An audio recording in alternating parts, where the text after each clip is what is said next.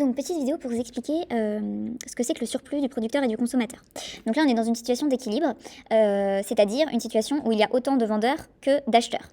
Cette situation d'équilibre, elle est permise car le prix qui a été fixé par le marché, c'est un prix qui est de 6 € et qui permet d'égaliser l'offre et la demande. Donc là, on pourrait dire que c'est le marché des stylos, par exemple. Donc un stylo est vendu 6 € et quand le stylo est vendu 6 € l'unité, j'ai 1000 acheteurs et 1000 vendeurs. Sauf qu'il s'avère que j'avais tout un tas d'acheteurs qui étaient prêts dans leur tête à acheter un stylo plus cher. J'en avais qui étaient prêts, des acheteurs, à acheter le stylo 7 €. J'en avais qui étaient prêts à acheter le stylo 8 € avant de venir au supermarché et de se rendre compte qu'en fait ils vont pouvoir l'acheter moins cher, etc., etc. Donc tous les acheteurs qui étaient prêts à acheter le stylo plus cher que le prix auquel ils vont devoir effectivement acheter le stylo, ils vont être contents et ils vont avoir ce qu'on appelle un surplus. Donc ça c'est juste un nom qui désigne la différence entre le prix auquel les acheteurs étaient prêts à acheter et le prix auquel ils vont véritablement acheter le stylo. Mais vous concrètement dans la réalité vous allez acheter 6 €. On va pas vous faire acheter plus cher parce que vous étiez prêt à acheter plus cher, on va pas vous reprendre de l'argent, vous donner de l'argent, ça change rien. Dans tous les cas, vous allez acheter votre stylo 6 €. Mais c'est juste l'idée de dire que il y a des acheteurs qui sont contents, il y a un certain bien-être des consommateurs parce que le prix qui a été fixé sur le marché, il est plus bas que le prix auquel ils pensaient acheter leurs biens. Et pourquoi il est plus bas ? Ce que les économistes qui ont pensé ce modèle vont nous dire, c'est parce qu'il y a beaucoup de concurrence. Les producteurs sont en concurrence les uns avec les autres. Et donc ça permet d'avoir un prix qui est assez bas sur le marché. Alors que si vous étiez en situation de monopole, s'il y avait juste une entreprise sur le marché, elle aurait eu le pouvoir de fixer son prix. Et le prix, il n'aurait pas été fixé par la tendance générale, il aurait été fixé par la seule entreprise. Peut-être que l'entreprise, elle aurait vendu 10 € le stylo. Mais là, c'est pas le cas. Et donc, il y a tout un tas de consommateurs qui sont contents. Ils pensaient que le prix du stylo allait être plus cher. Et en fait, il est moins cher. Même principe pour les producteurs. Il y avait des producteurs qui étaient prêts à vendre leur stylo moins cher et donc à se faire moins de bénéfices. Parce qu'ils se disaient que s'ils mettaient le stylo trop cher, ils n'allaient pas du tout avoir de demande. Il n'y aurait pas de consommateurs qui seraient prêts à acheter. Donc j'ai des producteurs qui étaient prêts à vendre 5 €, des producteurs qui étaient prêts à vendre 4 €, etc., etc. Et donc tous les producteurs qui étaient prêts à vendre moins cher que le prix qui a été fixé par le marché, ils vont aussi être contents parce que finalement ils vont se faire plus de bénéfices qu'ils pensaient parce qu'ils vont vendre leur stylo à 6 €. Et donc cette différence entre le prix auquel ils pensaient vendre et le prix auquel ils vont vendre, c'est ce qu'on appelle le surplus du producteur. Donc nous, là, on a pu estimer graphiquement le surplus du consommateur et le surplus du producteur. Le triangle là qui donc longe la droite de la demande ici et la droite des prix, c'est le surplus du consommateur. Le triangle qui longe la droite des prix ici, du prix d'équilibre à 6 € et qui longe la droite de l'offre ici là, c'est le surplus du producteur. Mais maintenant on peut essayer de chiffrer combien ça représente en euros le surplus du consommateur, l'ensemble des surplus du consommateur quand le prix vaut 6 € et l'ensemble des surplus du producteur quand le prix vaut 6 €. Et comment est-ce qu'on fait ?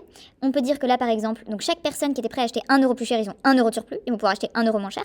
Et combien est-ce qu'il y avait de personnes qui étaient prêtes à acheter le stylo 7 €? J'en avais 800. Donc là, je vais avoir 800 € de surplus, qui est représenté par toutes les personnes qui étaient prêtes à acheter 1 € plus cher le stylo. Je peux faire ça pour 7,10 €, 7,20 €, etc., etc. Combien est-ce que j'avais de personnes qui étaient prêtes à acheter 8 € le stylo ?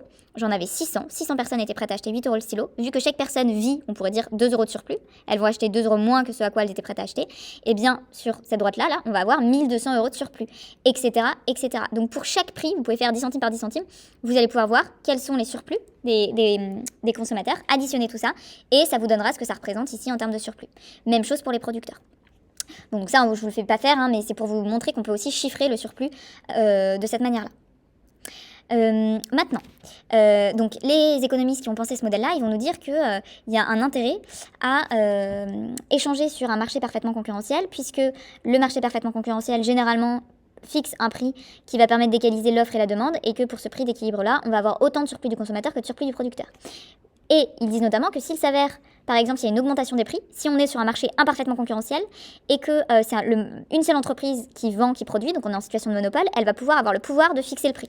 Et donc par exemple, si le prix qui est fixé par cette unique entreprise, il est de 8 €, eh bien, on va avoir un surplus du consommateur qui va être réduit. Tout à l'heure, on avait des consommateurs qui gagnaient 1 € de surplus quand ils voulaient acheter 7 € le stylo, mais qu'en fait, ils vont l'acheter 6 €. Là, ils gagnaient, on pourrait dire, 1 € dans leur tête, mentalement. Ceux qui voulaient acheter le stylo 8 € et en fait, ils vont l'acheter 6 €, ils vont gagner 2 € de surplus. Mais là, de fait, toutes les personnes qui voulaient acheter en dessous de 8 €, ils vont plus pouvoir, parce que le prix qui a été fixé par l'entreprise, c'est de 8 €. Donc, toutes ces personnes-là, non seulement elles vont plus avoir de surplus, mais en fait, même, elles vont même pas échanger sur le marché, elles vont pas acheter parce qu'on leur permettra pas d'acheter en dessous de 8 € le stylo. Donc toute cette partie du surplus du consommateur, elle va disparaître. Par contre, mes producteurs, ils vont être contents. Je vous rappelle, si par exemple le stylo était vendu 6 € et que mon producteur il était prêt à vendre 5 €, il avait 1 € de surplus. Mais si mon stylo il augmente à 7 €, mon producteur qui était prêt à vendre 5 € le stylo, il va gagner 2 € de surplus. Et là, si c'est fixé à 8 €, celui qui voulait vendre à 5 € le stylo, il va avoir 3 € de surplus. Donc le surplus des producteurs, il va augmenter. Il va y avoir une plus grande différence totale entre le nombre de personnes qui étaient prêtes à vendre moins cher et le prix auquel ils vont vendre effectivement. Donc Avant ça, c'était du bleu, maintenant, c'est du vert, surplus du producteur qui augmente. Et donc, on a une baisse du surplus du consommateur, il reste ici. J'ai encore un peu de surplus du consommateur. Tous les acheteurs qui étaient prêts à vendre plus cher que 8 euros, ça reste du surplus. Celui qui est prêt à acheter 9 euros le stylo, il a 1 euro de surplus parce qu'il va l'acheter 8 euros le stylo. Et alors là, je ne sais pas si vous avez bien vu, j'ai une perte globale de surplus. Donc ça, avant, c'était du surplus du consommateur, ça, c'était du surplus du producteur. Mais en fait, maintenant, quand le stylo vaut 8 euros, je vais avoir uniquement, donc là, si je trace ma droite, là, je tombe sur la droite de la demande, ici. Et donc, je vois que pour un prix du stylo à 8 euros, je n'ai que 600 quantités demandées. Alors que quand mon prix il est fixé à 8 euros le stylo, je vais avoir beaucoup de quantités offertes, 1400. Donc ensuite, on va imaginer un rééquilibrage du marché, le prix va baisser, etc. Mais avant que le marché se rééquilibre, mes producteurs qui vendent, mes vendeurs, ils vont être obligés de vendre que 600 quantités parce qu'il n'y a pas plus de demande que ça. Ils peuvent pas vendre dans le vide. Donc là, il y a juste quand le prix, s'ils décident de mettre le stylo à 8 euros, eh bien, il n'y aura que 600 quantités demandées. Donc, ce qui fait que vu que il y a moins de quantités échangées, de fait, il va y avoir moins de surplus. Là, on va échanger uniquement quand mon prix il est à 8 euros. Donc les quantités échangées, elles vont être de 500. Alors que tout à l'heure, le prix il était à 6 euros, donc il y avait 1000 quantités demandées, donc on avait tout ça de surplus. Mais maintenant, on n'échange que ça, donc cette partie-là qui était constituée de surplus, elle disparaît. Maintenant, si... Ah oui, donc là, c'est juste pour vous montrer la différence entre tout à l'heure un marché en situation d'équilibre, où on avait autant d'offres que de demandes, donc on avait autant de surplus du consommateur que de surplus du producteur.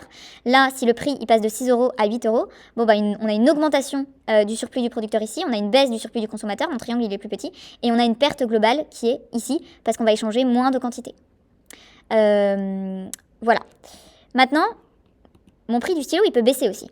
Le marché, il peut aussi fixer un prix, l'État, il peut aussi fixer par exemple un prix plus bas, estimer que le stylo ça coûte trop cher, il n'y a pas assez de consommateurs qui peuvent acheter des stylos, et donc il force les entreprises à vendre leurs produits à un prix plus bas. Donc mon prix passe de 6 euros au début, là, ma situation d'équilibre, à 4 euros le stylo. Qu'est-ce qui va se passer ? Pour un stylo qui vaut 4 euros, je vais avoir pas beaucoup d'offres, je vais avoir 600 quantités produites vendues de stylos, alors que pour un stylo qui vaut 4 euros, je vais avoir 1400 quantités demandées. Ok. Mais avant que le marché il se rééquilibre, là pour l'instant on n'a pas le choix, il s'est pas rééquilibré, il va y avoir que 600 stylos qui vont être produits par les offreurs, donc 600 stylos échangés. Ok. Donc qu'est-ce qui va se passer cette fois-ci ? Mon stylo vaut 4 euros, donc je vais avoir plus de consommateurs qui vont être contents, un surplus du consommateur qui augmente et par contre un surplus du producteur qui diminue. C'est l'inverse de la situation de tout à l'heure. Les quantités échangées vont aussi être moindres parce que j'ai moins d'offreurs cette fois-ci. Tout à l'heure j'avais moins de demandeurs, cette fois-ci j'ai moins d'offreurs. Donc on va échanger que 600 quantités et donc j'ai toute cette partie-là qui va être une perte de surplus. Donc ça permet cette idée de perte de surplus si mon prix il augmente ou si mon prix il baisse. Bref, une perte de surplus quand on n'est pas dans une situation d'équilibre entre l'offre et la demande. Ça va permettre aux économistes qui ont pensé ce modèle de bien dire qu'il ne faut surtout pas être soit dans une situation qui n'est pas un marché parfaitement concurrentiel, par exemple en monopole où mes entreprises elles peuvent augmenter leur prix, soit une situation où l'État il fixe un prix comme ça, il le baisse ou il l'augmente, parce que dans tous les cas, ça va soit avantager une des parties du marché, donc là ça avantage le consommateur, tout à l'heure ça avantage le producteur, donc ça fait un déséquilibre d'avantage on va dire entre les deux, et en plus ça fait une perte de surplus global. Donc c'est pour ça qu'ils vont nous dire qu'un marché parfaitement concurrentiel à l'équilibre, ça permet d'égaliser le surplus du consommateur, ce serait tout ça, et le surplus du producteur. Et de produire le plus de bien-être, le maximum de personnes qui étaient prêts, là en consommateur, à acheter plus cher et qui vont être contents parce qu'ils vont acheter moins cher, et le maximum de producteurs qui étaient prêts à vendre moins cher et qui vont être contents parce qu'ils vont pouvoir vendre plus cher.